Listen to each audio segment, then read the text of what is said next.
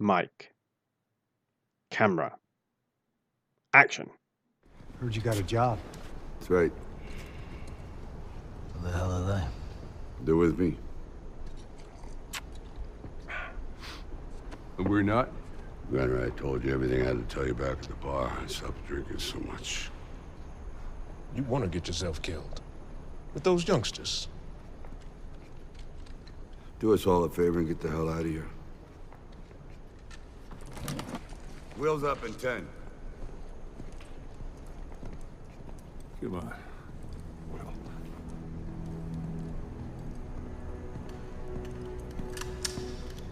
If you guys wanted to fight, why didn't they just get married?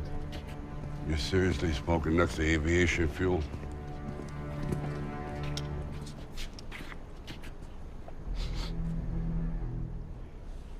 Amateur. Amateur assholes. Who you calling asshole, Grandpa? Grandpa's about to crush your windpipe. What's this? Is your toy? Boy. You want to dance, big guy? Hey! It's just a job. Come on, let's go. Bunch of has-beens still trying to be hard. You're young and you're dumb.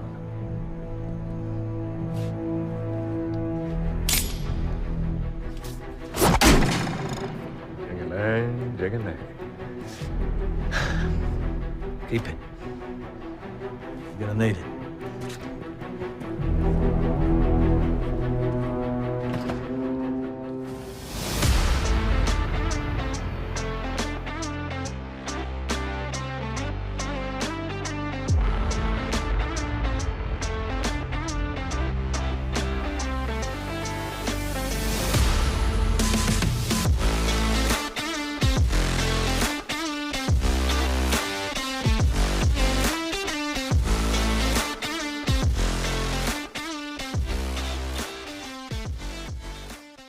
Welcome back to the Filmography, the show dedicated to watching every credited film from an actor's complete back catalogue, from past debut through to present day in chronological order.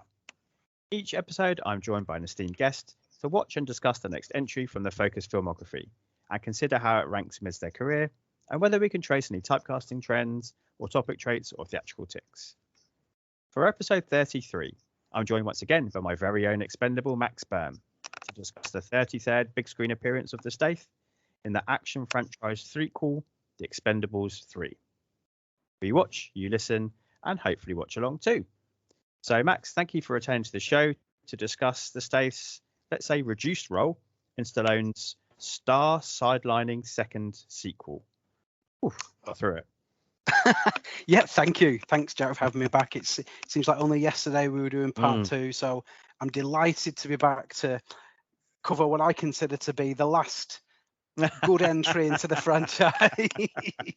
I guess further down the line we will discuss part 4 in due course and give that all the attention it deserves, which isn't much.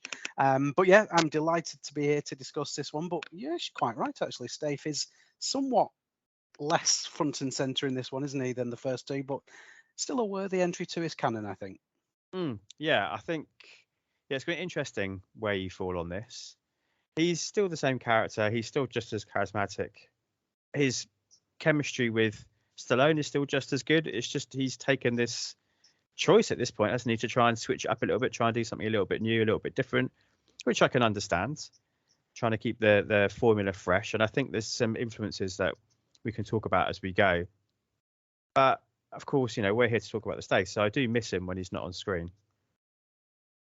Yeah, me too. I mean, we'll get into it, but there's obviously that huge sort of midsection where he's nowhere to be seen when the new blood joins the team and what have you.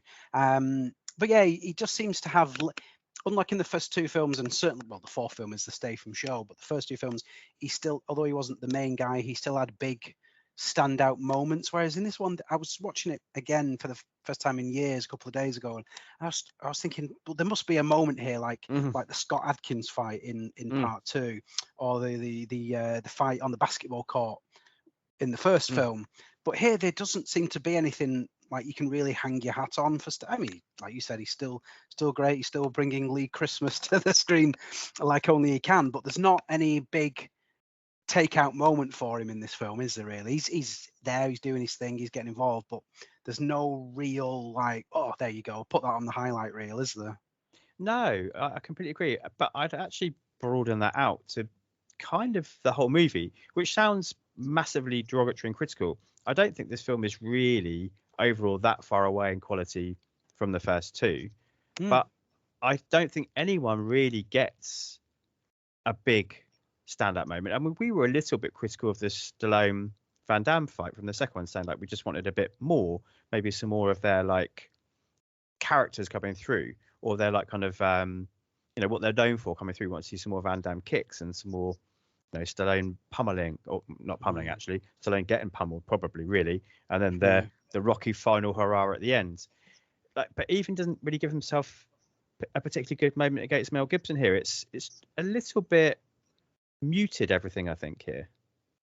Yeah, I mean, I think it doesn't help that they went for PG-13 rating in this film, whereas the first two were R, and the fourth one, for all its flaws, the what little marketing they gave it sort of were, and the trailer was like, yes, we listened to you, we're going back to the R rating for all you hardcore fans out there. It's a shame it was a secret, but there you go. But in the first two, that had that hard R edge to it, whereas this one they've tried to broaden it up, obviously bringing in the younger actors, trying to get a new fan base in, and making it PG-13. I think they're not able to go as deep in with the action, are they? And it just can't.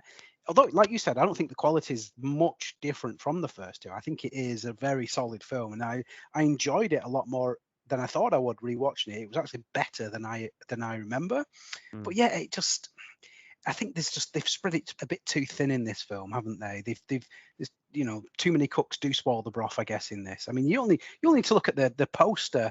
There's that many names on it. It takes you about 10 minutes to read the cast list just on the poster. It is a stacked cast, which is no mean feat. But I think there's a little bit too much being added to the menu in this film, if that makes sense. It does. I wanted to ask you about the PG-13, but we've done that already, because I think it's a key talking point, isn't it? And I know Stallone himself came out, didn't he, afterwards, and said he regretted it, that he wished he'd kept it within the kind of canon of the Expendables. Yeah, it's a shame, and you can see straight away that's what they're going for.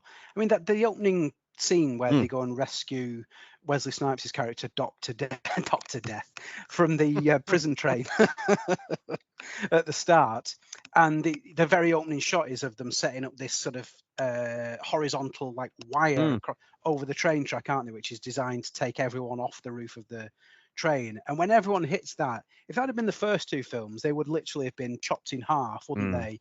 Blood everywhere, gore fest. Whereas in this film, the train hits the wire at probably like 80, 90 miles an hour, and the people just kind of like bounce off it, don't they, or just kind of like get bent over a bit. Whereas in real life, actually, they would be in two pieces. So you can see straight away they're not going for that. It's a really good point I hadn't thought of. Yeah, that's totally fair. Yeah, it sets its stall out straight away. You watch it and think, oh, well, that's not quite what I remember the tone of the first two films. I mean, the tone of this film is kind of a bit uneven, shall we say? But no, it's a shame. I think I think they went the wrong tack, I think, with what they're trying to do, and I suppose it's reflecting the box office. It did make less than either of the first two films, but it wasn't a flop by any means. It made double its budget, didn't it? It made, what did it make? It made 214 million worldwide on a budget of 90 to 100 million. So I mean, it's not a flop, but it's obviously diminished from the first two, which were on an upward trajectory. So you can see it probably didn't hit very well with what the fans wanted, and probably some were turned off by. It sounds weird to say, but I think some probably have been turned off by that, and also by the young cast as well, because I think the selling point for those first two films is, look who we're getting together, all your favourite veteran action superstars are all bringing together, which is still doing this film, but then they're throwing in these young actors, a lot of whom at the time not particularly big names, and it kind of, I think it dilutes the overall essence of the film, No, I think you're absolutely right. The wire scene should have been like Die Hard with a Vengeance, shouldn't it? I love that. Yeah, moment yeah. That when they get down onto the boat towards the end, onto Simon's boat, and then the comedy joke of them both carrying the dead guy, and they go off in different directions, the two different body parts. It's really cool. Yeah. So you're right, that should have been there. It's interesting. I've been watching a lot of Jackie Chan movies this month. I've set myself the task every month of like picking either an actor or a franchise or a director or whatever it's going to be, and trying to watch a lot of their film entries, because of course I just keep doing this to myself, picking things to watch through from beginning to the end. And I watched Police Story 3 Super Cop last night, and that has a really celebrated, and rightly so, action scene on top of a train involving wires and a helicopter and stuff as well. So obviously we've got Mission Impossible, that's got quite a famous helicopter and train stunt, hasn't it? It's the thing that's kind of done over and over and over, and I do think this opening scene is pretty good, actually. I think the rescue with the helicopter onto the train, and then it kind of then jumps straight into another action scene, doesn't it? When they then use Snipes as Dr. Death, which is a fantastic name, as part of their next mission. I think all of that's pretty good. It's just, dialed back a little bit, and also is having to compete with Expendables 2, which I think that opening sequence, as we discussed, is probably the best thing in the entire franchise, in the second one. Oh yeah, I completely agree. It's not on a par with that. I think it's better than the opening sequence in the first one, where they take down the Somalian pilots. That's very brief and quite quick. So yeah, I think it's great. I mean, other than the woeful CGI, when the train smashes into the prison at the end of the track, it is PS2 graphics style. I mean, even the before all that, the overhead shot of them where they've set the wire up, and then there's a shot of them all sort of walking back to the chopper before it takes off, and that's not even real people. That's truly awful CGI bodies when you watch that back. So that's terrible. But other than that, I mean, the choreography is good. Yeah, the action choreography throughout this film is really good. And we spoke about it in the first film, the way it's edited and it's so choppy and you can't see what's going on, where they rectified that in part 2, and I think they carry that on in part 3. I think the action is top notch for all its other flaws in its execution. I think the action choreography is really good, and yeah, it's a thrilling opening sequence, and it really does showcase Wesley Snipes. I think he was a breath of fresh air to the franchise. I think he's really, although the first 20 minutes is the Wesley Snipes show. In many respects, he dominates the proceedings, doesn't he? He's fantastic in it, but then he gets a bit like a lot of them. Actually, he gets kind of sidelined and then brought back at the end. But I think bringing him in was a masterstroke, and quite something at the time, because he was fresh out of prison, wasn't he? Which they reference in the film, which is probably one of the best lines in the entire franchise. That when he confessed, when they ask him what he was in prison for, and he says tax evasion. So if anyone doesn't know, that's genuinely why he was in prison in real life. So that's a fantastic line. But he's great in it, isn't he? He's so charismatic.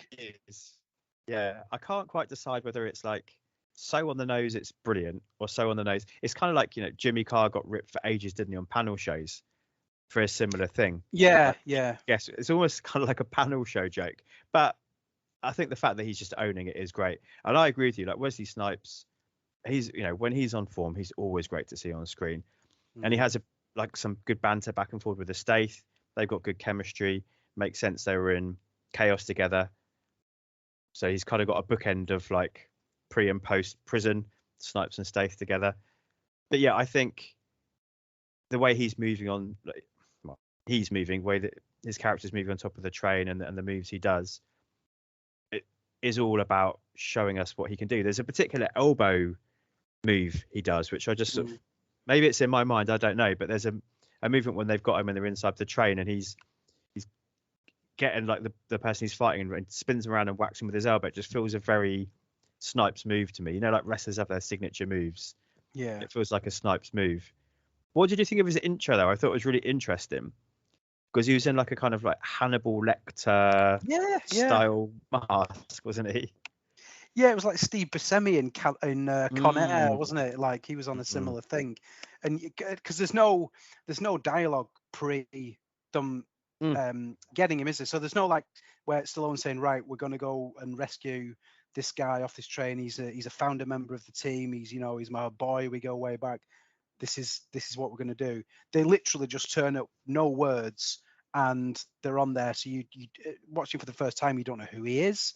You don't know why they're rescuing him. You don't know if they're there to assassinate him or rescue him. So it's a bit of an interesting intro, but it's great because it gives him that mystery, and like you said, the moves. I mean, great martial artist, Wesley Snipes. If you just look at the Blade films to see what he can do. I mean, he wasn't young here. I think he's about 51, 52 when this film comes out, but he's phenomenal shape. Really does do well. And yeah, I think it's just great to see him. I think he obviously he's hit the self-destruct button himself with his obviously what happened to him. That's his own doing. You can't blame anyone else. You can blame your accountants, I suppose. But but to see him back with a bang, there's obviously a friendship with him and Sly, isn't there? They'd done Demolition Man 20 years before this film, so they'd obviously, and depending on what you read, there's supposedly a Demolition Man sequel in the works now, which remains to be seen how and why that will take form. But so there's obviously a connection between him and Sly that makes some great banter. And we were talking about tax evasion. I think he also has probably the other greatest line in this franchise, when after they've rescued him and they're on the plane, and obviously he's meeting Statham's Lee Christmas for the first time, and he says to him, he says, "You a knife man," or something like that. It's like, "Yeah, I'm the best." And then he says, "I'm the knife before Christmas." Absolutely. It's just inspired dialogue. They come out with some great lines in this. I agree with you. I think it's probably the best line of dialogue in the whole of the three films, I would have said. Yeah. It's a very clever, really cool moment. Absolutely. And I thought exactly the same thing. I thought Con Air, particularly because I know that's a Buscemi character, but I don't know if you read about some of the people who were like in talks at certain times, or that Stallone was thinking about creating roles for, but Nick Cage was one of them. Right. Yeah. I don't know what characters they would have been, or whether it was existing characters or different ones that would have come up, or what. But I could have imagined him in the Snipes role, in the Dr. Death role. That could have been quite a Cage character, I think. I think so, because he could have gone really big with it, couldn't he? I mean, it would have been a perfect franchise for Nick Cage to pop up in. I suppose at this time, Cage was still riding that Hollywood A-list kind of, he was still, and it was probably too small a part for him to not be top billing, I suppose. I suppose he wouldn't have done it, but I mean, he would have been great in this. He would now, if they could have made him, somehow put him in part 4, it would have elevated the film above what it was. He would have been great. I mean, but every man and his dog's been linked with this franchise over the years. Steven Seagal's name has been mentioned over the years, never seemed to happen.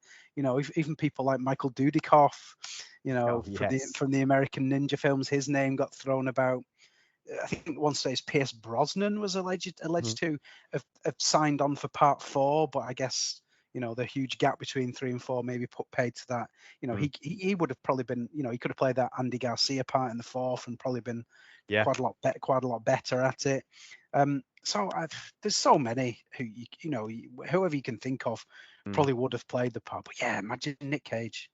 And I'm glad we got Snipes, don't get me wrong. And I think, me too, yeah. Yeah. And Jackie Chan was another one, wasn't he? He was quite far along in talks, I think, but then the time it took between him saying, "Yeah, I'm up for it, I'll do it," and then it being made, I think he was already contractually obliged to something else. So I assume Stallone just quickly moves parts around, and it doesn't really matter too much because you get them coming in or you don't, and you can just replace them with a pre-existing character who can get their lines, can't they? Or yeah, I don't think it's a film of parts, isn't it? It doesn't matter. You can just take one part out and slot in a new one. It's not too much of a problem, I don't think, depending on who you can get to commit at the time you need to film. Yeah, it's a great franchise for shoehorning people in, isn't it? like Chuck Norris in the second one, or even the Willis Schwarzenegger cameo in the first one. Obviously, that got expanded upon as the franchise grew. But you can literally, if someone's available, Sly could probably have just written them apart. That probably would have made no sense whatsoever for them to be there, and contextually no sense. But yeah, you could literally find 5 minutes of screen time for anyone in this franchise, I think. Yeah, it's true. Speaking of which, it's more than 5 minutes, but we get Mel Gibson here, another not uncontroversial figure. He's our main bad guy, Stonebanks, isn't he?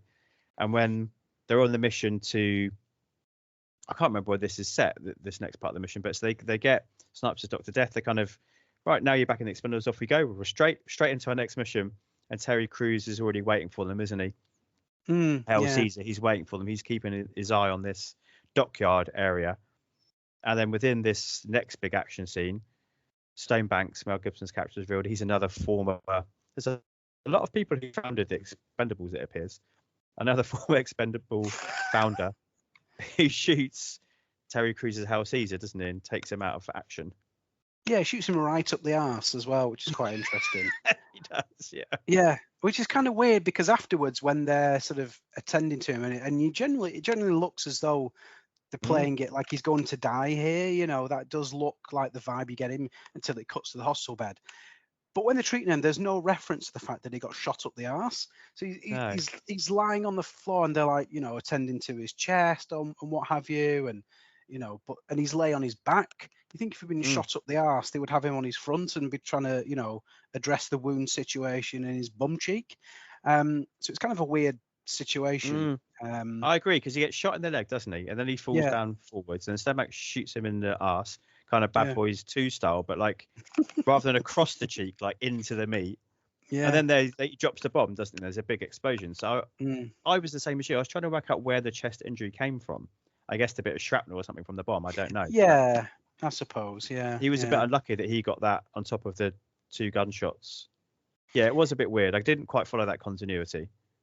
No, I didn't. It was kind of weird. But I think Mel Gibson is absolutely superb in this film. Like you say, a controversial character, you know, and obviously he's made certain choices and committed certain, you know, acts in his personal life that I find beyond reprehensible. But what you can't detract from, he is a bloody good actor, Mel Gibson, regardless. He is absolutely superb in this film. I think, you know, we wax lyrical about how good Jean-Claude Van Damme was in parts, and he is bloody good. But Gibson, I think, is acting in this film. I think he's the best actor in this film by a huge amount. Not quite the physical adversary for the team, is he? I mean, they do big him up in this film quite a lot. Like when Stallone goes on his recruitment drive. I'm jumping ahead, but he goes on his recruitment drive with Kelsey Grammer's character, the wonderfully named Bonaparte, and he says, "I'm going after Stonebanks," and Kelsey Grammer says, like, "Oh well, God, if Stonebanks is half what he used to be, you're going to need an army." Like, they're really bigging this guy up as like the guy who started the team, and he's probably the most badass you'll ever seen. But you don't quite get to see that. But I think he is superb. I mean, again jumping ahead, but the kind of monologue he gives in the back of the van after he's been apprehended is superb. I think that's the best bit of acting across the entire 4 films. His delivery is spot on. He's got that malevolent evilness to him. He really plays on his evil side here. Really good baddie. I think his performance is excellent, don't you think? Oh, I do. I completely agree. I think from what I understand, he said when Stallone reached out, like, yeah, I'm up for being in it, but I want to be the bad guy. So I think that's interesting. He obviously knew he could bring something to that role. And I completely agree with that. The scene in the back of the van, he's really bringing it in that scene. And actually, I think, to be fair, we know Stallone is a good actor, but sometimes he does feel like I don't know, I think here he brings his level up to match Gibson. And I wonder if sometimes, depending on who is acting opposite, that kind of affects the level he goes to. But I think, Gibson is absolutely owning this scene because his character is owning the moment in the van, isn't he? Like, he's been captured, but it's that classic thing where the bad guy almost feels like he's exactly where he wants to be, despite the good guys thinking they're getting what they want. Yeah, it's an excellent scene. It reminds me a little bit of Mission Impossible 3. Right, yeah, with Philip Seymour Hoffman. Yeah, I mean, talk about another amazing actor. I know, very different, but it has that same kind of vibe. But like, the bad guy should be kind of scared and should be worried about the situation he's in, but he's not, because he knows he's got the upper hand anyway. But I agree with you as well, and I think that ties into that whole thing with the film. I don't think there is this is a much more kind of shooting, it's a weaponry movie than it is fighting movie, isn't it? And Yeah. I think that's reflected in the Mel Gibson character. He's kind of a bit more back to Eric Roberts was in the first one than the physical threat of Verlaine in the second one. Yeah, he's more pulling the strings, isn't he, than actually in there throwing fists and what have you. I mean, we do get that end one-on-one fight with him and Barney, but it's over almost as quickly as it starts, really, isn't it? And it's very stunt doubly as well, isn't it? Let's be honest. Other than the close-up shots of him and Sly, it's very apparent. You can tell it's two stunt doubles rolling around in that swimming pool, not Sly and Mel Gibson, but yeah, he's utterly convincing. I think he's obviously having fun with it, you know, and probably obviously this is not long after his sort of fall from grace, so he's probably quite grateful the fact that, you know, he's been cast as a villain in you know, in a huge, you know, blockbuster of a film, really, because I mean, Mel Gibson sort of managed to avoid being cancelled for anything he said or did. He's continuing to work, but he's not working at the level he was previously, is he? He's not starring in blockbuster movies and things like that. He's done some good stuff. Had some great films in the last 5 or 6 years that I've really enjoyed, but a lot of it's sort of straight to streaming stuff, isn't it? I can't remember the last time since this actually that I went to see a film at the cinema with Mel Gibson, and there probably has been, I'm sure someone will correct me, but he's not, whilst he's managed to avoid having his career ended, he's never been at that A-list level since then, has he? No, I think you're right. I think he's still performing at the same intense level, like Dragged Across Concrete, I think he was in. Oh, yes, with yeah. Vince Vaughn. That was an amazing movie. Yeah. But as you said, that's kind of more indie. It's more lo-fi. It's that's the arena he's been working in, isn't it? Yeah, agreed. Yeah. I mean, he was in a great film called Boss Level with Frank Grillo. He plays the villain in that. It's a kind of high concept nonsense, but he's a really good villainous character in that as well. I mean, you know, he could, like I said, he despite what he's done and said and things, you can't deny the talent of the man. And I think he is the best villain of the franchise. I think just purely based. That's interesting. You know, I don't think he has the Van Damme physical side, of course not. He's not. Mel Gibson's not on that level. I mean, it's a long time since those days of Lethal Weapon 1 and 2 and the Mad Max trilogy, where he was that man of action. I think obviously, you know, those days are firmly behind him even here. But just as a charismatic screen presence, someone you really, really want to see get his comeuppance. I think he's just brilliant, and his dialogue is great. He does another great dialogue scene as well, where after he's, you know, spoiler alert, I guess, if that's such a thing on this podcast, but after he's captured the young side of the crew, and he does another sort of mini monologue to them about you know, the morality of it, and you can almost see his side of things in a way, can't you, at times? So, you know, I suppose all villains are the heroes of their own story, don't they? That old cliche. But you don't see him as just pure malevolent evil, do you? When you listen to him talk, you don't find yourself thinking, oh, come on, you know, you kind of understand where he's coming from, you know. And he even gets humanized at one, but he mentions he has a daughter at one point when he's talking to Ronda Rousey's character, whose name escapes me. He says something like, oh, I do have feelings, you know, I do have a daughter and all this. So he is somewhat humanized as well, you know. And it's clever that they make him an original member of the team as well. It gives it that more, you know, there's a bit more to get your teeth into there, isn't there? I don't think it's any surprise, no offense to Ronda Rousey, that you forget her name, because all of these new characters are pretty forgettable. They're the forgettables of the Expendables, absolutely. But no, I agree with all that. I think he's relishing his time, isn't he? And just to go back to a little bit, I think you mentioned about the stunt doubles. That is really interesting, because I think so much of the other action is the people doing it. We know the Stath likes to get stuck in. You know, we know in the early ones, Stallone did. I mean, he got a lifelong injury, didn't he, in the first one? But I think probably that's why that team stood out so badly in terms of the stunt doubles, because we're so used to most other people getting stuck in and doing as much as they wanted and as much as they were allowed and insurance would allow for.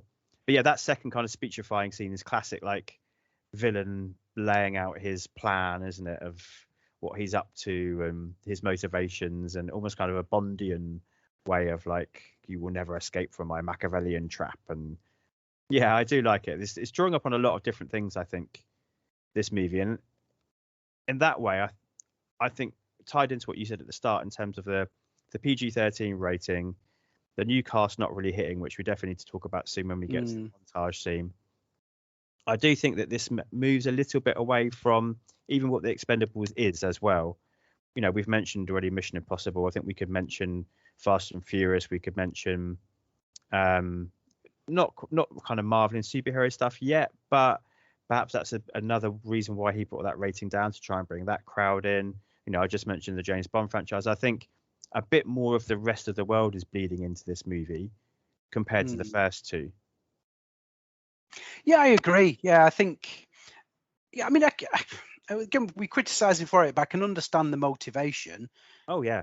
You bring it down to a PG-13, you're widening your potential audience because younger people now can go and see it. So yeah, you potentially can get a lot more bums on seats. You know, if you're bringing in younger people as well, that might appeal to those younger people who you haven't grown up with these older action men like you and I have. Therefore, they don't have that bond. I mean, you know, my kids don't care less about Arnold Schwarzenegger and Sylvester Stallone because they haven't been, for want of a better word, and I hate to say it, they haven't been relevant in their formative years. You know, whereas to us, they're like gods amongst men, you know, because of the age group that we are. So I can understand the need to bring in younger blood and try and freshen it up, but I don't know, it doesn't quite hit. But I think it's the way that those characters are written and kind of just it defies logic, really. You know, because at the end, when he reunites with the old boys to go and say today, you kind of thinking, well, why didn't you do that to begin with? You know, why did you feel the need to cut the team loose? You know, when they sat down in the bar afterwards and he says, you know, at one time you guys were the best, maybe you still are. Well, if they maybe still are, why are you sacking them off and going on this massive sort of worldwide recruitment drive with Kelsey Grammer and Stallone's jacket, I must say, that he wears. Yeah, you wanted to talk about that jacket. The jacket. When they're in the desert scene and they go into Glenn Powell's character, the hacker guy, Sly's jacket is like, it's to die for. I think for anyone who hasn't seen it, go and seek it out. It's the classic, like, rich later middle-aged man's sort of, you know, funky jacket. It's the greatest thing I've ever seen. I completely forgot the point I was trying to make there. I got distracted by the jacket. Oh, well, how could you not? Yeah. No, it's the motivation. I agree. The motivation for getting rid of the team makes no sense at all. I know Terry Crews has been hospitalized, and it's like, I don't want to lose any more of my men. So what you're saying is you're happy to lose all these kids. That's what he's saying, right? I don't lose any of my mates because I'm going to go on this like suicide mission against Stonebanks. But I'll call in these rookies who have got the rest of their life to live. They are literally expendable to me. But then he doesn't treat them that way. I don't know, just this whole motivation, this whole next section of the movie, this is the part that pulls it down slightly compared to the other two. From the sacking off of the old Expendables to the recruitment. And it's like, we've got to get this mission done. We've got to do it quickly. We've even skipped over Harrison Ford, but we'll come back to him. You know, we've got a week to get Stonebanks to The Hague in order to try him for war crimes. So he spends 5 of those 7 days jetting around the world, collecting up a new set of Expendables. The whole this section just doesn't work for me. No, it's daft. You're right in what you're saying as well about how why would you go and find these youngsters? Even says, doesn't he, when Kelsey Grammer says, so what you're looking for? And he went, oh, ones with nothing to lose or ones who don't care kind of thing. And he says, oh, is this going to be a one-way trip? And he's like, yeah, it could be.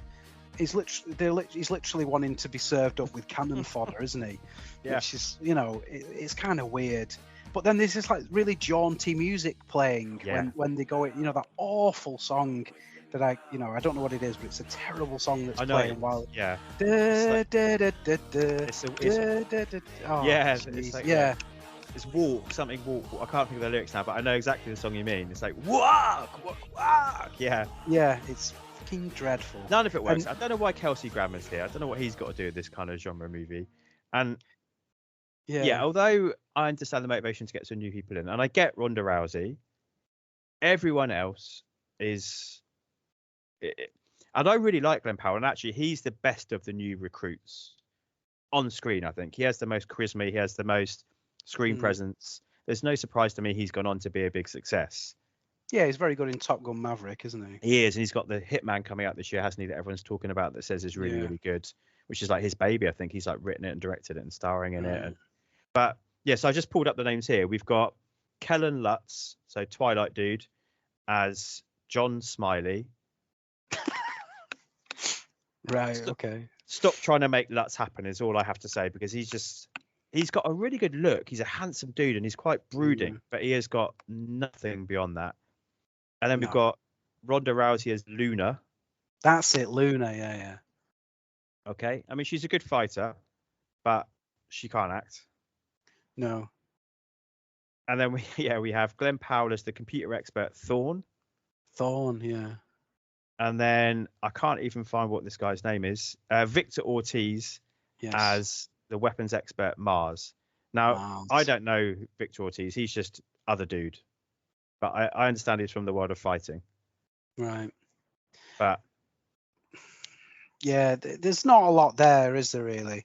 Like you said, you can understand Rousey because at the time she was a hot property. She was UFC women's champion. She was, box office in the UFC till she got her ass kicked, and that was the end of that. And then she ended up in WWE for a couple of years, and it was a big news there. But now she's not there either.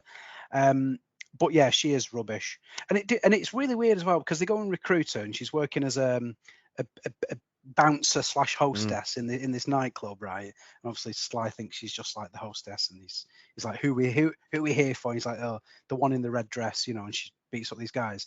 So he says like she's an expert in close quarter combat. So okay, you get like she's like some tough badass fighter, martial artist and all the rest of it. But it's like, okay, well, stick a fucking gun in her hand, and now she can be a special ops soldier in this crack unit I'm putting together. It makes no sense whatsoever. How can she then transfer the fact that she's a fighting badass into someone who can like wield weaponry and go and do like high stakes thought out tactical missions? It doesn't really make any sense whatsoever. Yeah. And why? And fucking Kellen Lutz. Why does he even recruit him? Because he gets battered in that bare knuckle fight he goes to see, doesn't he? Even Bonaparte says, "Oh, I'm sorry, Barney, I've wasted time here. He's not what I thought he was. He just got his ass kicked." And for some baffling reason, Barney goes, "No. I'll let's go and talk to him. Let's find out what's under the hood there. Not a lot, but let's go and do that anyway." Again, makes no sense. No, I mean, I guess we're supposed to, and this is me doing the work the film didn't do. Barney sees himself, doesn't he, in that character? I think is what we're supposed to. He's supposed to be like, this is who I was when I was a kid, and I need to give him a chance, and but it doesn't work in terms of the film. We've got to do a lot of work to get that. We do. But they're just written as sort of paper thin. I get what they're going for because you're showing that these younger people are more tech savvy. Than the guys they're replacing. So this it shows what they're bringing. They are bringing something to the table that the old guys don't have. Thorne with his gadgetry and what have you, and what do you say? Is it Mars? Ortiz's character. He has some advanced gun types and see around corners and stuff, can't he? Yeah, shit like that, and sort of innovative explosives, things like that. And so they're bringing a bit of something to the table. We established that Kellen Lutz's character is very good at riding a motorbike, which they shoehorn into the final battle with the most ridiculous bit of stunt sort of motorbike jump you'll ever see. So they set that up. So that kind of gives them some merit.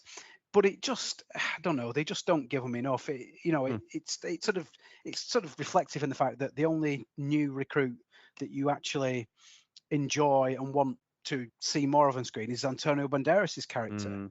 Who's the one who's sort of lying about his age to try and get a job, who's this, as old as the Expendables. He's in that age bracket, but obviously wants to get his chance. He's the only one that I find interesting and actually want to see on screen and get more of, even though his comedy shtick kind of gets a little bit wearing after time. His relentless enthusiasm, but yeah, compared to those four that you just mentioned, he's the only one that I really have any sort of feeling for and find enjoyable on screen. No, I mean, he doesn't make it back for 4, doesn't he? But there's a reason why his character's referenced again in 4, because he had an impact here. The rest of the other lot are all just totally forgotten, aren't they? I mean, I'll give it to Rousey. She gets one good line, doesn't she? So when they're planning the mission to get Stonebanks, that Stallone, Barney basically lays out the mission, which is like, we're going to storm the place and shoot it up. And that's what she says to him, doesn't she? It's like, yeah, it'd be a good plan back in 1985. So that kind of hits. It's a good line. Yeah, so it's back up what you were saying about, exactly, this idea of, like, with the new young kids and Glenn Powell has a quite a good moment, and then he gets to outline the plan, and he's doing these like little. So I think, he's the only one I think that pays off with any kind of charisma. He sort of reminds me of Chris Evans in The Losers, which is similar kind of like special ops unit team. But otherwise they are there for cannon fodder, and they become kind of the damsel in distress, don't they? Because they just immediately all get captured. Yeah, it's convenient that Sly gets blown out of the truck when it gets rocket launched. He gets blown out, hence doesn't get captured. But yeah, they get Stonebanks quite easy, don't they? So the mission goes off without a hitch, really. And they kill. To be fair, it's really well executed. Yeah. They kill Robert Davi and another cameoing character who's always nice to see. Yeah, he's supposed to be this Albanian mafia guy, and he couldn't look more South American if he tried. So, I mean, obviously there's probably some relationship with him and Sly. Obviously, Davi was around that scene back in the day. Probably throw him a bone, get him in the film, But Jesus Christ, he looks about as Eastern European as bloody Tony Bennett. It's ridiculous, isn't it? But these tech-savvy crew don't think to check Stonebanks for a tracker, so that's how his team finds him, doesn't he? And then, they attack the van and blow it up, and all the newbies get captured, and Stallone gets, conveniently exploded without shrapnel going into his chest, into the river, and floats away. Yeah, survives a very, very high fall, like Daniel Craig at the start of Skyfall levels of drop, isn't it? Just somehow emerges unscathed. It's kind of ridiculous, really.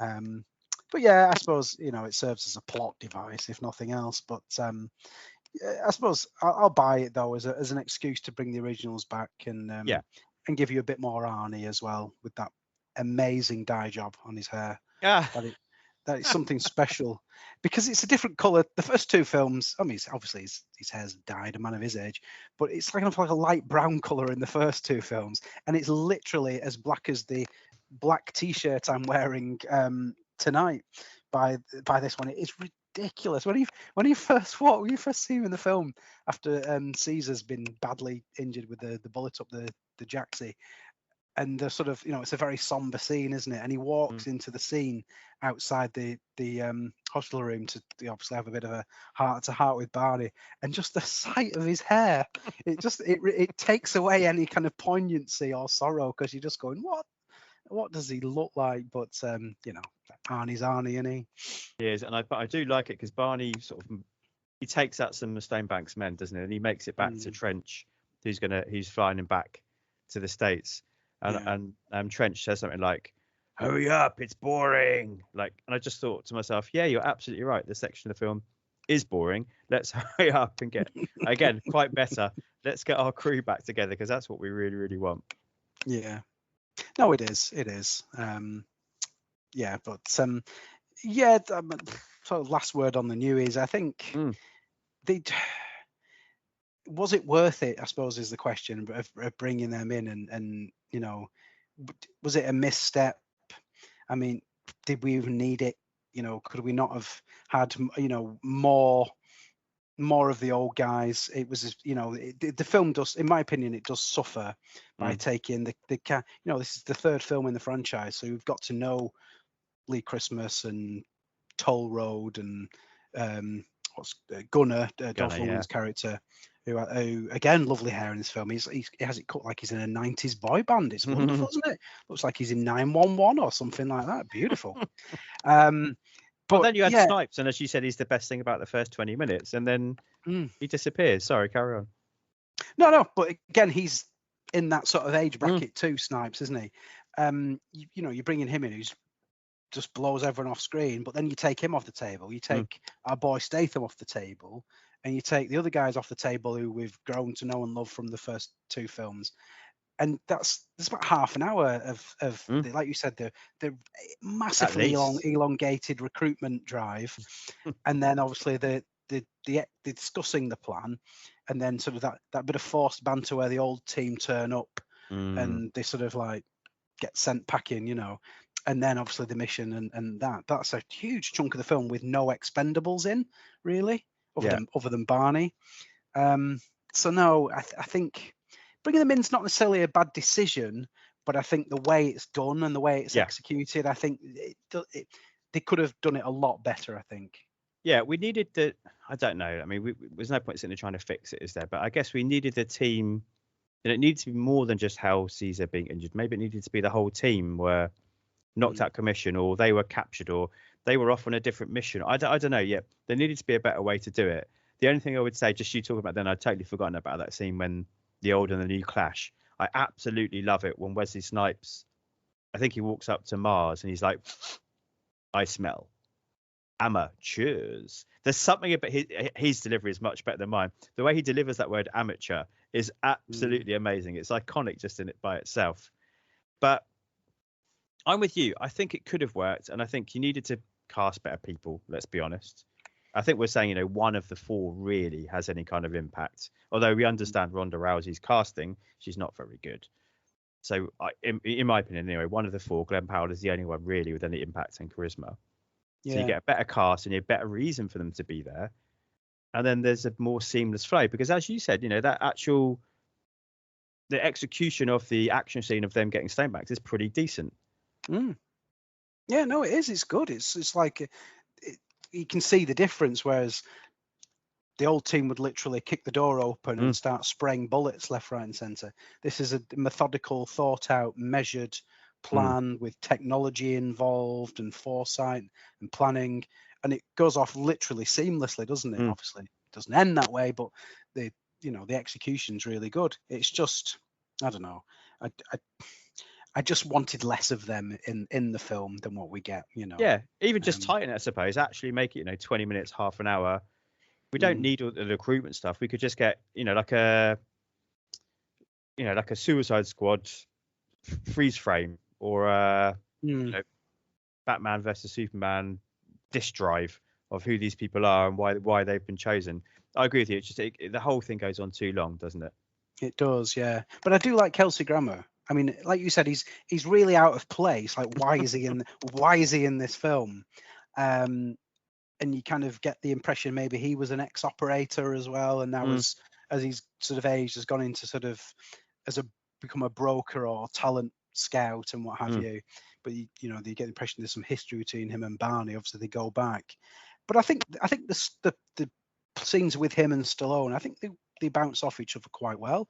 Like you said it perfectly before when you're saying if Stallone acts opposite someone good, he levels up, and when he's with someone terrible, he levels down.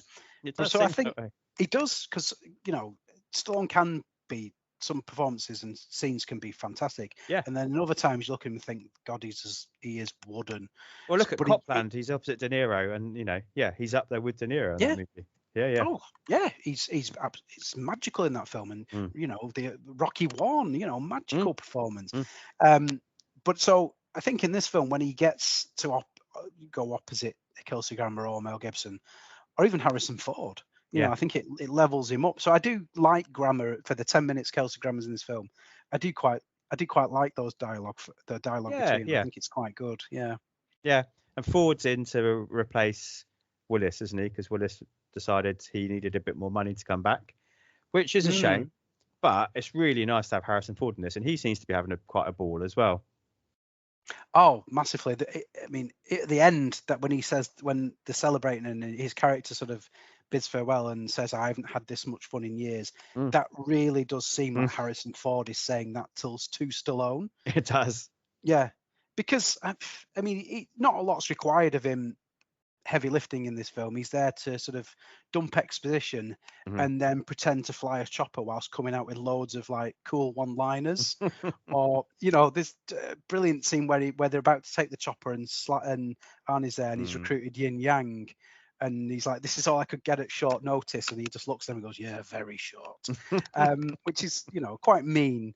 But he must have had a fantastic time, because it said they got him within like days of them falling out with Bruce Willis, like you said, over the money. They said they had Harrison Ford signed on literally like within a matter of days. So he must have been really up for it. I mean, it was easy money, isn't it? $2 or $3 million for a week's work, and you get to do some cool shit with some iconic actors, but he doesn't phone it in, does he? No. He really is good, I think. Yeah, I agree. I mean, yeah. Do you fancy a few days' work with Stallone, Schwarzenegger, Gibson, Banderas? I can't think of him actually having, worked with these people before. You can, Banderas and Stallone and Assassins, and obviously Snipes and Stallone, and so I can think about all those things. I can't think of Ford really having been with any of these people before. So I can see him thinking of, why not? I'm game for a laugh. Yeah, exactly. Yeah, it allows him to sort of play that tough guy character that he's played over the years, but do it with sort of an eyebrow raised to the camera a little bit. But yeah, it must have been a great gig for Harrison Ford, because he has that reputation as being a bit po-faced in real life and perhaps not the most humorous of men. But yeah, I think he's great. Like you said, it would have been interesting to see Bruce Willis back, but as much as I love Bruce Willis and I enjoyed him in the first two, I think having Harrison Ford in just gives it a little bit of, again, I hate to say prestige. The term, prestige, breath of fresh air, that kind of thing. Agree. I don't want to downplay Willis's contributions, because I think he's superb. But yeah, I think having Harrison Ford in was quite a coup, really. It was blessing in disguise, really. I think that things went south with Bruce Willis over the money. I agree. I wonder how you feel about, because I know, you and I are both big Schwarzenegger fans, big Arnie fans. I think you are arguably even a bigger fan than I am. I would put myself as a fairly decent sized fan. But how do you feel about the credits? When the credits come at the end, we get the classic, this person, this person, this person. There's a weird order to it. For like, I think Banderas is third. Jet Li's like fourth. Like, it's very weird. But then you get the with, and who. And I'm sure you can probably remember the order, but I'm not saying it on purpose. Of all the actors, do you think the right person got the and the right person got the with, or would you have switched it? Am I right in thinking Schwarzenegger gets the and? Correct. Yeah. Is it like, I think is it with Mel Gibson, with Harrison Ford, and Arnold Schwarzenegger? Yeah. So like the and is always supposed to be like the slightly more prestigious one, isn't it? It is. Yeah. I don't know. Maybe that's Stallone's friendship with Schwarzenegger pulling that in, or maybe that was the only way they could get him to come back for a third time to play the character. I would probably have given it to Mel Gibson, though. Oh, interesting. Because I think definitely over Schwarzenegger, because I think Schwarzenegger's just reprising a role again here for the third time. So although he's great in it, and he always is, there's nothing special about him being in the film because we've seen it twice already. And if anything, his role here is less than I think probably is in the second, Definitely or maybe on a par. I don't know, but I think screen time probably does more in the second, gets more involved physically than this one. This one he's mostly just hanging out the chopper, isn't really? Whereas in the second one he's right in there. Yeah, I probably would have given it to Mel Gibson just because he's the villain and he's not where. Ford is obviously on the right side of the law in this film, so Gibson's more out on his own. So I probably would have given it to Mel. I don't know. It's interesting, actually. Isn't it? Yeah, I'm not sure what the right answer is. I guess I was a little surprised, and I think you hit the nail on the head there. Like, this is Arnie's third go around. He doesn't need the and. He's a with. It's a with by now. Yeah, one of the two who are new, I think, and I guess maybe it's my, where I hold Han Solo and Indiana Jones in such a high esteem that I'm naturally drawn towards it being Ford. As much as I like Martin Riggs, it's not quite the same level as Han Solo and Indiana Jones, is it? So I guess part of me just felt like, Ford was the end. Do you know what? I agree with you, actually. You've convinced me. Yeah, he's a bigger star, isn't he, than Mel Gibson? Let's face it. I think so overall. Yeah, I think even when Mel Gibson was at his absolute zenith of his career, I still think Ford was a bigger name because, like you said, Indiana Jones and Star Wars. I think he But is. even his next tier is like, Air Force One, The Fugitive. These are still like just cultural zeitgeist movies, aren't they? Yeah, Blade Runner. Yeah. Yeah. Whereas Gibson, he's done all right for himself. Let's be honest, as both an actor and a director. But I think Ford is going to be long remembered, isn't he? I think so, yeah, because I think it was more of a not a gimmick. That's doing him a disservice. But I think it was more of like a hook, a selling point that Harrison Ford is in this film, isn't he? Whereas we've already said, I think with Mel Gibson, it was a case of he was probably happy to be thrown this part based on how he'd almost fucked himself with his behavior and ruined, self-destructed on his own career with his personal life. Whereas Ford, has always been, and even after this, this is before he reprises his role as Han Solo and goes back yet again for another Indiana Jones film and a Blade Runner sequel as well. So he's maintained after this film his A-list status to this day, whereas obviously Gibson wasn't. So you've convinced me. Like I said, I was going to say Gibson just because he's sort of out on his own in the film. But no, I think I think it should have been Ford rather than Schwarzenegger. But I think again, Sly is the boss of this franchise, isn't he? Absolutely. So I think he's looking after his good friend Arnold there. I think in the billing. I think it might have been a contractual obligation there. I'm sure, absolutely. And then, as you said, we get the Banderas character.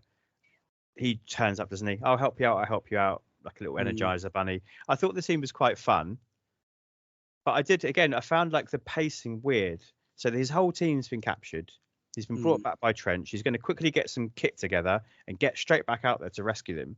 Yet, as Banderas is bouncing around, he's tinkering with the plane. Yeah. It's not like he's refueling. That one I would have got. But he's got the hatch open. He's just got a little screwdriver or a little wrench. Those kind of little small scale tweaks, I think probably can wait till you've rescued these 4 people from a life and death situation. No? Yeah, I'm surprised they didn't get the paint out and start redesigning the side logo or something like that. Yeah, it seemed to go on forever, didn't it? Really. Obviously, they've used it as an excuse for Banderas to do the comedy banter and to shoehorn that in. But yeah, there's no sense of urgency there, is there? Really, it's really drawn out. It kind of slows down the pace of it, doesn't it? Because I suppose when he gets that message on the laptop from Gibson, I think Gibson does say something like, "You've got 48 hours or something before I kill them. So here I am, come and get me," kind of thing. Baits him to come to try. But you guess that whole montage would have to take place over the course of a day or something like that. But yeah, he does seem to be sort of mooching about. I'm surprised he didn't go and do a big shop at the supermarket or something like that. Pay some bills, whatever. Yeah, it does seem a little bit strange, but so you think he'd be there, he'd be on the blower. Come on, guys, I need you. They need rescuing. I've fucked up. We need to go and get these young kids. I shouldn't have gotten in this situation. I need the old crew back together. Let's go. Yeah, it's a little bit sluggish, isn't it? It is. It's a little bit out of place. But then, speaking of out of place, Banderas' character is pure comedy and pure slapstick. But then there's that really out of place moment when they're walking on the way to the final battle, and Sloane asks him about what happened. Why did you get kicked out of your unit to begin with? Was because you don't stop talking shit or whatever. And then there's it just all out of nowhere, Banderas delivers this really serious monologue about the fact that his entire team was slaughtered and he was the only one that survived. But it's so out of place. There's comedy banter all the way up to it, and then I think straight after there's a bit more, but just completely, just where's that come from? Just this really like long speech, like, you know, like Robert Shaw's in Jaws or something like that, you know, there I was kind of thing. And it's classic like, Expendable stuff, though, to be fair, isn't it? Because the second movie, we have that reading of the letter after the death of I can't think of his character name now, but after the one expendable member who actually does die. In the Billy the Kid, yes. Billy the Kid, thank you, yeah. And we get Tool's long speech, don't we? Mickey Rourke's speech, which is amazing, but we get Tool's speech in the first one, don't we, as well? So Sly does like writing in these tragic backstory or these tragic moments for characters, doesn't he, in the Expendables? Yeah, he just seems to put them in at exactly the wrong place. Really. It's true. But you know, it is what it is. But and then we get the kick-ass final scene, don't we? Which is again pretty decent. That final shootout where, you know, they're literally, it's 10 against an army of probably 100 soldiers at least. Yeah. And all 10 of them emerge completely unscathed. You know, the Expendables again strikes again. No one's expendable, you know, apart from poor Caesar with a, you know, pair of tweezers in his arse trying to get that bullet out. But yeah, again, it defies belief. But then again, this isn't a documentary they're making, are they? It is pure violence, isn't it? Pure theatre. It is a really well staged action set piece. It goes on for ages as well. It must be at least 25 to 30 minutes. Yeah, I think you're right. Yeah. And everyone gets a little moment as well, don't they?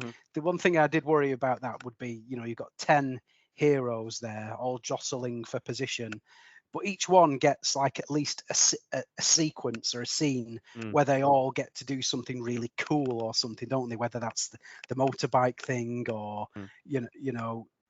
Although Glenn Powell's character is kind of shortchanged, he spends the entire shootout climbing up a lift shaft, doesn't he, or something like that? Yeah. He's like a Victorian chimney sweep, kind of sent up the chimney or something like that. He's got the gadget, hasn't he? Because he's managed to pause there's a countdown, isn't there, which is going to blow up the whole building they're in. Yeah, it's really cool, like derelict location they're in. I don't think it's in Bulgaria, I read, or I watched a few YouTube behind the scenes clips. Really awesome location. So he's managed to pause the countdown, hasn't he? He's hacked the signal, but the battery on the pack he's got is going to run out in half an hour or something.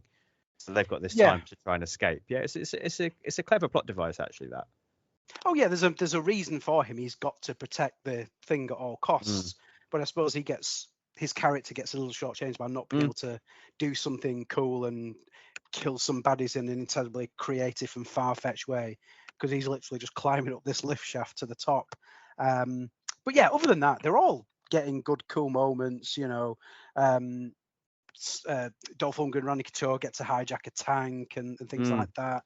You know, Kellen Lutz on the bike. Ronda Rousey just beats some people up, you know, UFC style. Banderas has some cool stuff. You get the knife play with Wesley Snipes and Lee Christmas. But again, I was hoping for one big Lee Christmas moment in that final battle, and you don't really get it. There is one bit, isn't it, where he beats up. There's like one of the enemy soldiers is like a really big. He's massive, like the main heavy dude, isn't he? Again, like he's like the guy henchman. He's like a huge bloke, but he makes short change of him, doesn't he? Really, it's very quick. So you just don't like we said at the start, you don't get that golden Christmas moment, unfortunately, in this film. That's the one thing I do wish was in the film. No, I agree with you. I think. I saw that it was Dan Bradley who was behind the kind of the action sequences. So he's the guy who did a lot of the Bourne stuff and other things as well, of course. But I think he particularly came to prominence on the Bourne movies. But there's just something lacking. I wonder if what's this 2014 now? So I wonder if you know the choreography team that they had have moved on. I think Chad Stahelski did the previous movie. I always get him and David Leitch. I'm never sure which in terms of at this point of their career before they go off and become who they are now. Yeah. I think it was Chad Stahelski who was on Expendables 2 and maybe even Expendables 1. And maybe, you know, by this point, 2014, this sounds John Wicky era. Maybe he's gone off and he's doing his own stuff. So yeah, the fighting action is lacking, other than for Ronda Rousey. And it's, yeah, as we said right back at the start, but what we do have is the kineticism, the use of vehicles and clever weaponry and gadgets, isn't it? Yeah, I mean, it's very entertaining sequence. And yeah. It's very well shot. I mean, the director, what's the guy's name here? Patrick Hughes. Yes. Not got a massive directorial CV. He's done those Hitman's Bodyguard films, hasn't he? Very average, aren't they? Yeah, and the sequel to that. But other than that, there's not a lot on his CV really. But yeah, I mean, as an action director, he's really good, isn't he? I think he really does put it on the screen. The choreography's really good. The stunt play's really good. Like you said, we just need a bit more hand to hand in there, don't we? Really, a bit more punching and kicking and roundhouses and things like that. We just don't quite get that. But yeah, other than that, I think it's a wonderful sequence. Yeah. What we do get is Arnie saying, "Get to the chopper." Worth the price of admission alone, isn't it? 100%. Yeah. It is great. At times we said the ones in the second movie maybe were a little, then when Bruce Willis and Arnie swap their catchphrases is fun, but maybe it's a little bit too far. But get to the chopper here is absolutely iconic. Well, this is a reason for him to say it, because he is literally saying to them, get to the fucking chopper now, because the building's going to explode and this is our only escape route. So there is a reason for it. He's not just randomly going to someone, oh, yippee-ki-yay.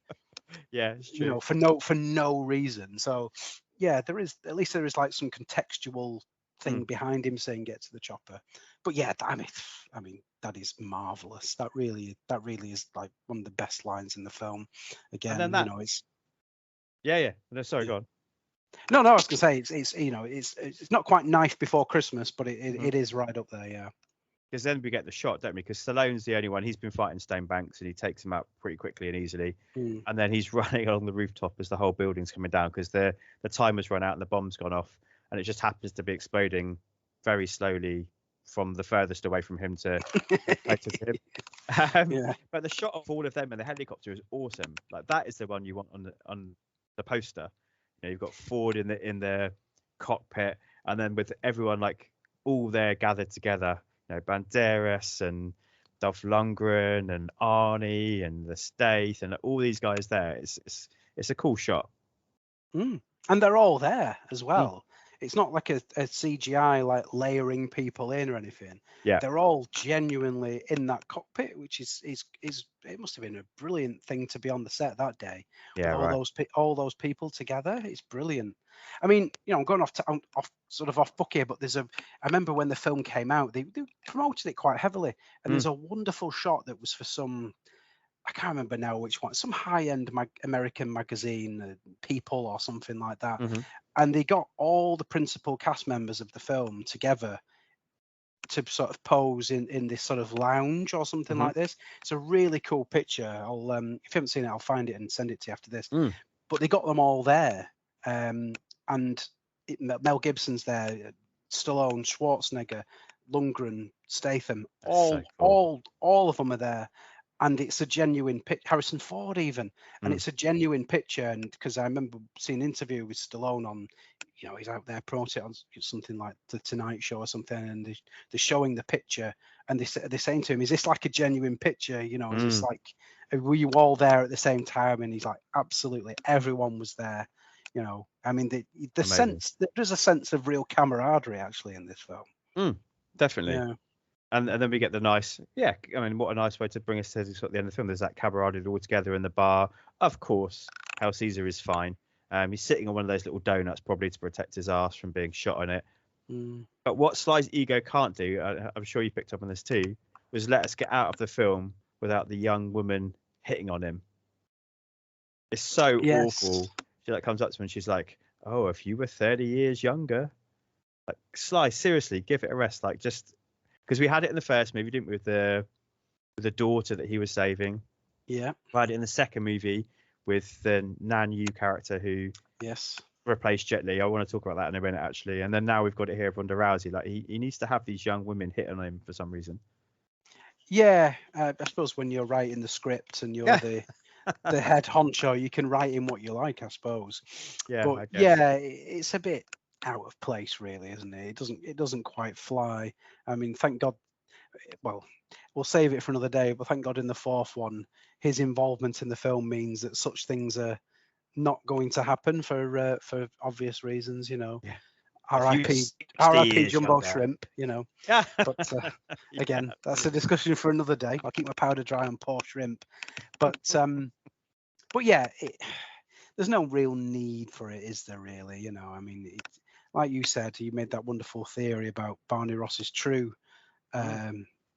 personality, shall we say? And I don't remember too many moments in this third film where he sort of shows that side to him. I suppose he tells Christmas how much he missed him and things like that, doesn't he? But yeah, but other than that, there's not too much of it to be seen. Yeah, maybe him and Stonebanks. Maybe they were more than ex teammates. Maybe that's where it all fell apart. You know, yeah, maybe. Who can say? You know, they did get matching tattoos after all. Oh, there you go. Absolutely, yeah. And the only other thing I thought was worth mentioning was they make that joke in the second one when Jet Li leaves the movie, and they make that joke about like, we'll find another minority to pick on. I think is something, you know, I'm paraphrasing now. And then we basically just get a like for like. We lose Jet Li and we get the Nan Yu character. Yeah. There's kind of an uncomfortable thing going on here as well, in that we lose Terry Crews and we get Wesley Snipes. There's a bit of a maybe I'm reading into it too much, but I don't know. It's almost like we're losing this one type of ethnic cast member, so we must bring in another one. I don't know. I don't know if you picked up on that or what you think of that. Yeah, it's kind of a one in, one out mentality, isn't it? Really, it is. Yeah. Yeah, I know what you mean. Yeah, they kind of box ticking, isn't it? In some ways. I mean, you know, I don't have a problem with it per se, but yeah, it's like they had to get like not a carbon copy. That's doing them a disservice, but someone of a very similar kind, isn't it? Really, you know, rather than just getting someone in who's completely different, you know, someone of a different gender or different ethnicity or different whatever, different nationality. They go and get someone who is the same, basically. Yeah, I never really thought about that actually, but now you point it out. Yeah, would have been interesting to see who they'd have got if Dolph Lundgren had gone down, who they would have brought in. That's it, yeah. Like, or Toll Road, or like they get, you know, not Hell Caesar. Like of all the people, let's be honest, Toll Road is the most expendable of the original crew. He's at least interesting, isn't he? Yeah. We have Hell Caesar and we have Dr. Death. I think it's interesting. I'm not sure why they went down that road, but maybe it's me reading too much into it. It was just after I had that discussion with the second one, I was very conscious as I was watching it of like, they've written out the black character, so they've got in another black character. That's odd after writing out the Asian character and getting in another Asian character. Yeah, it just jumped out to me a little bit. Yeah, it's like, why can't we have two, you know? Yes, absolutely. Yeah. There's enough white guys on the team. Exactly. Yeah. they bring in the guy at the start, and then, well, we have two, so now we have to take one off the board. It's a little bit like that. Yeah. I never really thought about it like that. Yeah, but now it does make sense. Yeah, it's interesting to see, you know, why it had to be him.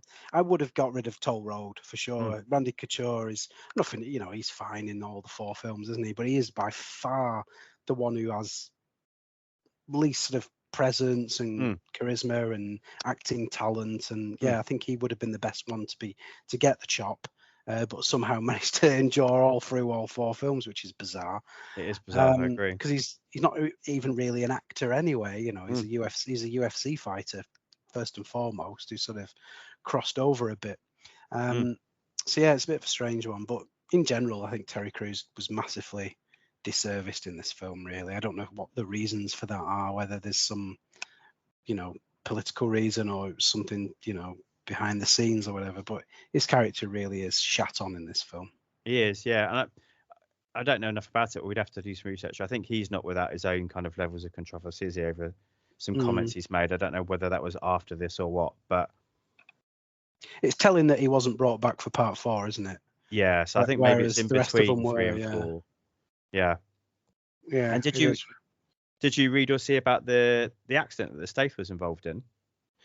Oh, is this where he's in the docks at the start, just before Caesar gets shot in the backside, where the truck is it something like the brakes failed and he literally drove it off the pier into the sea.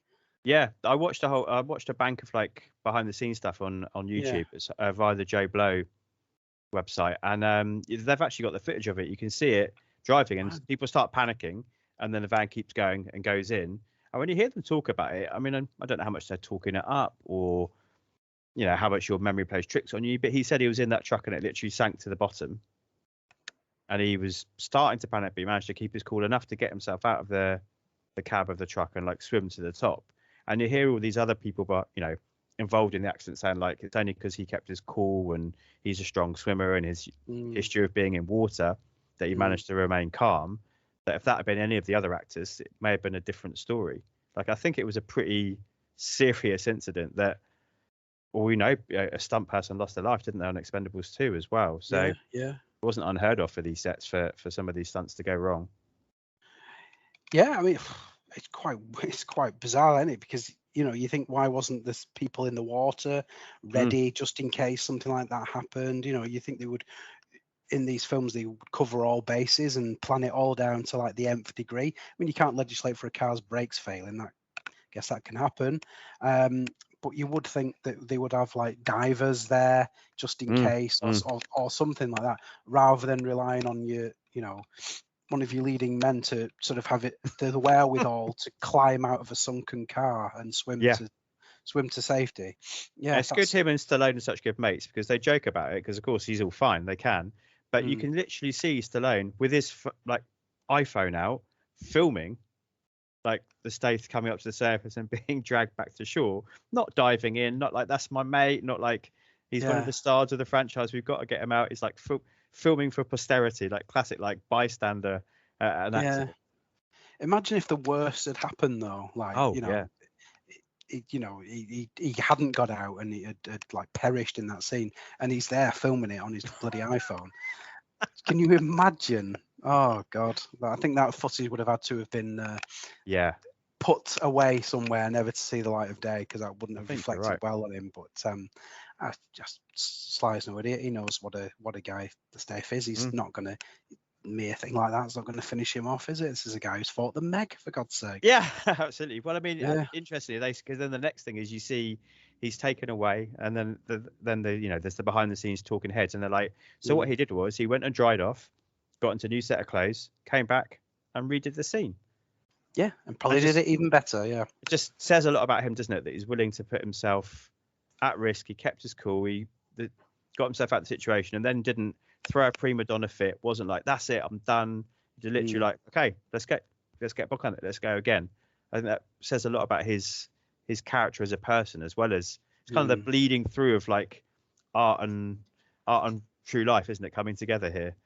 Yeah, it's what you like to hear though, isn't it? You like to hear about your action stars doing something like that for real, and absolutely it adds to the mystique, doesn't it, and things, and it adds to the legend of them. So I'm all for that. It's like the stories about Stallone getting hospitalized for several days after being punched violently by Lundgren in Rocky 4, and they're actually properly hitting each other in those scenes. It's what you want to hear, isn't it? Or Sly breaking his neck fighting Stone Cold Steve Austin in the first film. That's what you want to hear, isn't it? Yeah, as that tangibility, isn't it? The Expendables does bring that back. I mean, we do have some, as you said, terrible CGI, some bad green screen, but by and large, that kind of on-set risk as that sense of realism, of tangibility, of like there's real threat being offered to the people in the scene, and that translates to the characters on the screen, doesn't it? Yeah, I do like that. I do enjoy the elaborate choreography of long fight scenes in like John Wick or something like that, or The Raid, but to just get like old school, like genuine peril where actors are literally getting slammed into things and what have you, I'm all for it. It's great. Yeah, agreed. Anything else you want to say before I delve into some Letterboxd reviews? I don't think so. I think I've exhausted all the points I was going to make. I think I think we've covered it. Yeah. Nice. Okay, I've got a nice broad range today. Okay, Gibnerd says, I think that's how you say his name. What a disappointment. After the giddy, silly, Canon Pictures fueled fun of Expendables 2, Stallone must have decided what the audience wanted was a film where the action heroes we pay to see are off screen for 75% of the time, and we focus on a bunch of young idiots with zero character and no screen charisma. That's right. Dolph, Statham, and all those guys are barely in this movie.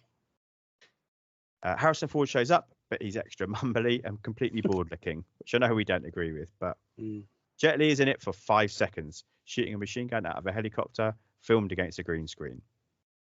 This thing is very limp, full of corny, eye-rolling, self-referencing in-jokes, and feels like it should have been cast straight to on demand.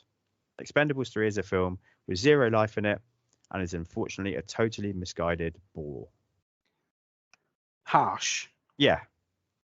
It's harsh. I mean, some of the things he said echo what we've just been talking about. You know, I do agree with some of that guy's points, but for a start, I don't think they're not in it for 75% of the film.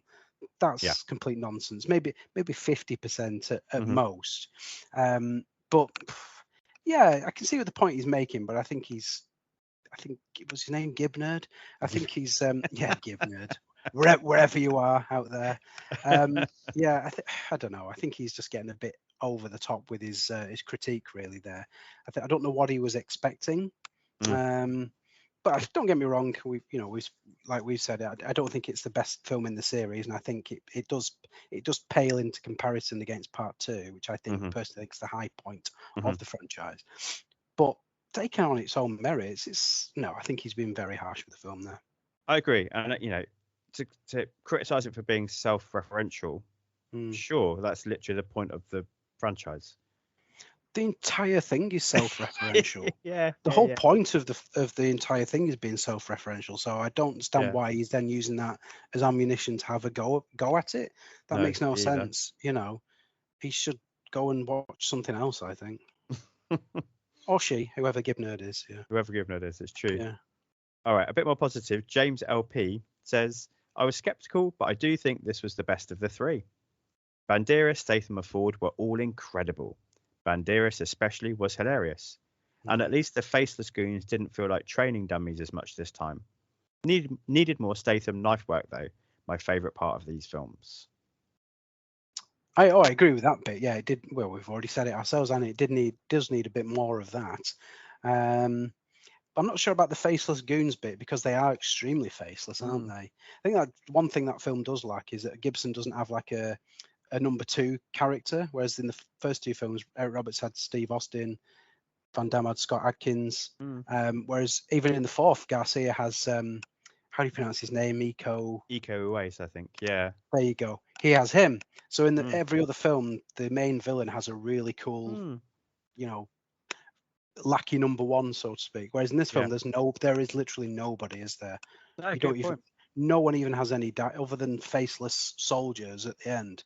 There is no one else. So yeah, I agree. It is lacking that for sure. I think it really could have had a bit more meat on the bone, and then you would have had your Statham moment because then he can't fight the main villain. That has to be saved for Stallone, doesn't it? So if they'd had someone in there like an Atkins or an Austin or even a Gary Daniels, dare I say, from the first film, then at least there's someone then to go against, isn't there? Yeah, 100%. I hadn't thought of that, but it's definitely a good point.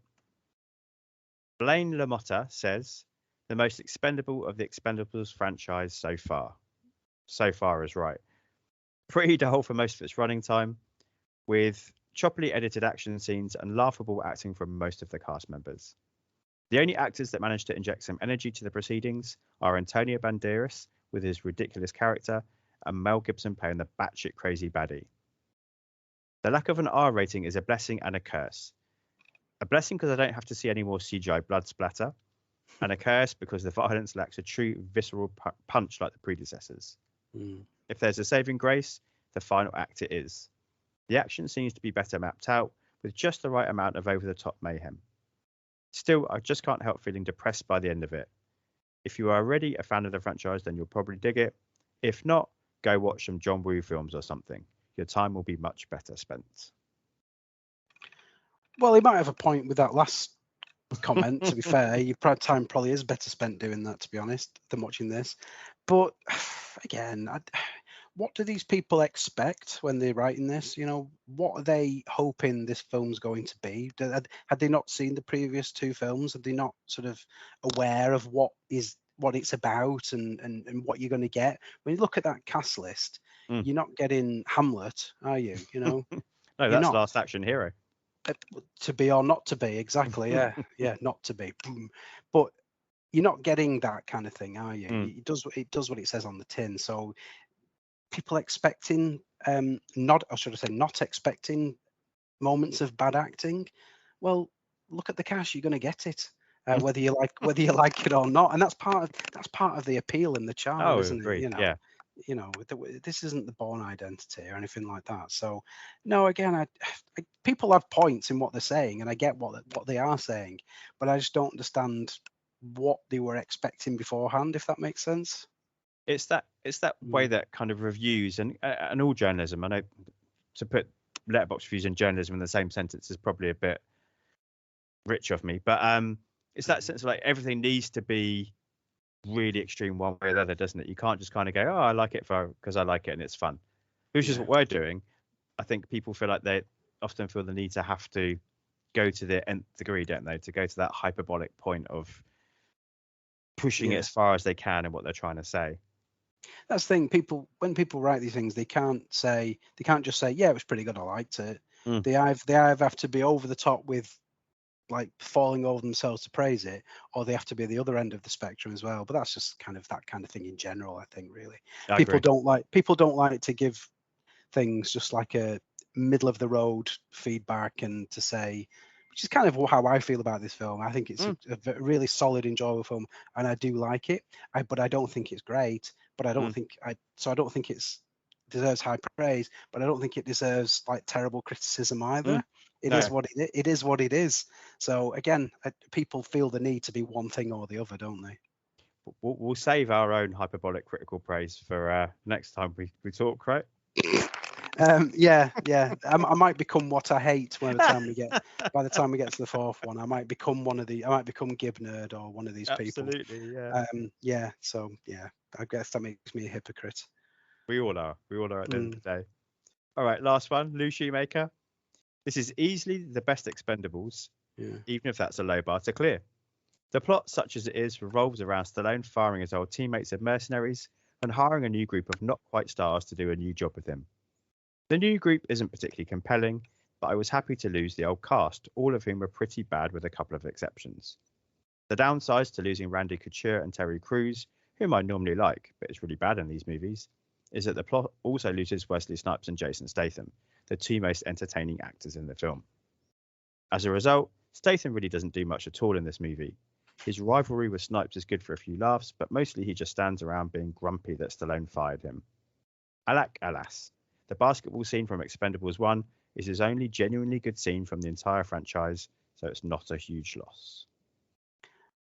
Again, what do these people want? Although I agree with what he's saying, I don't think that basketball scene is his only good moment, but we've already said it. Where was it in this film? You know? Yeah. So again, I get that part of it, but again, I don't know what people expect from a film like this. It doesn't make sense. But yes, I do agree with some elements of what he's saying. Yeah. So where are you going to put it? Are you saying that as a Stath vehicle, this is a classic? Is it worth catching? Or is it all the way down now by the time we got to Expendables 3 as a completist only? I'd say stuck it in the middle, worth catching. Certainly not up there in the higher echelons of the stuff he's done. No way. But certainly it's not down there with the worst of the stuff he's done either. That would be a ridiculous thing to say. But I think looking at it in his catalogue, and his catalogue represents where this film is in this individual franchise. It's just in the middle. It's not the worst of the worst, but it's not the best of the best either. So yeah, I would say worth watching, but nothing more than that. What would you say? No, I think that's totally fair. I think that these first three anyway, they're a pretty consistent set of worth catching, nostalgic, meta, self-referential action movies. I think they're all just go into them expecting some good fun with some people you grew up watching and enjoying in, let's be honest, better movies, but having a good time with each other. I think they all fit nicely into that category. Yeah, I'd say so. I think as a 3, it works really well. Obviously, we know what comes 9 years later, but as a 3, it's a nice set of films to enjoy. Yeah, I agree. Brilliant, mate. Thank you. So this will be coming out at the start of February, and I know you've got a very big, important episode coming out maybe a month or so after that on the Comics in Motion Network. Oh yeah, we recorded it. It's already been recorded as we record this, but yeah, it's believe it or not, it's 1,000 episodes of content on that stream. So we did a special sort of retrospective episode that's in the can, and it's just got to be scheduled up to sort of fall exactly as that 1,000th episode. It depends when Tony cues it up. He's the mastermind behind those kind of things. But yeah, it's amazing really to think that there's been that many episodes. I guess that's a testament to all the people involved, and the amount of output that people put out there certainly puts me to shame. But yeah, it's great, and it should be a good one to listen to when it does come out. It'll obviously those who subscribe to Comics in Motion, it'll just drop in there in due course. But I think you should be, as we record this, I think it'll probably be out first or second week of February. I expect you'll hear it. Yeah, so we'll be getting thereabouts. A double dose of Max around the start of February. We will indeed. Well, you'll get a triple actually, because as we record this, out this Friday, which I think is the 2nd of Feb, finally a new episode of Mandatory Music and CD, which we recorded, where we're covering an Iron Maiden classic from the 80s, The Number of the Beast. So that'll be out. That's recorded. Look at that as big well. Smile. Yeah, I finally got to pick one of my own. So that was no more Foo Fighters. Oh Jesus wept. No. But the next episode is Tony's choice, which I'm not very happy about. So he's making me listen to a Weezer album, which is really not my thing, to say the very least. But like I said when I recorded it, it might broaden my musical horizons. You can or be more realistically, just narrow them even more, probably. But we'll see. Real. All right, thanks a lot, mate. And thank you everyone for listening and partaking in this journey with me through the Stath filmography. That was The Expendables 3. Next up in a fortnight is Wildcard, featuring the dynamic duo of Spider-Dan and Tony Farina, followed by Spy, starring agents Biles and Carrigan. Anyone that is watching along. I'm Jack's Musings, that's JACS, and you can find me on X where I'm most active. You can also contact the show directly on X under the name Back to the Filmog. Make sure you use the hashtag #FollowTheFilmography. I'm also a proud member of the Comics in Motion family, a super place full of the world's greatest people, dedicated to bringing you podcasts on a variety of geeky topics. So please make sure you take the time to search, subscribe, and rate our shows whenever and wherever you listen. Until next time, be excellent to each other and make sure you take the time to treat yourself too. I am Jack signing off. Yippee-ki-yay, movie lovers.